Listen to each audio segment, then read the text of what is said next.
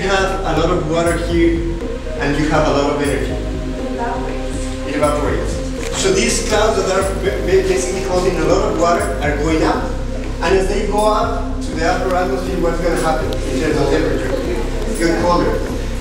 Cold air masses cannot hold as much water, and then what do you have? Rain.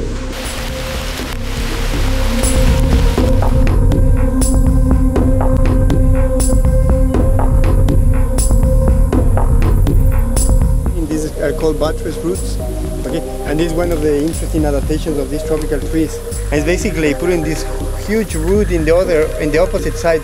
But this actually tells you that the tree is actually perceiving its environment. It's feeling that it is growing this slope and it will probably fall if it doesn't do something about it. Estas son las hormigas congas, las hormigas que son temidas, que con su picadura produce intenso dolor. Una hormiga, 2 o 3 hormigas son fiebre o temperatura.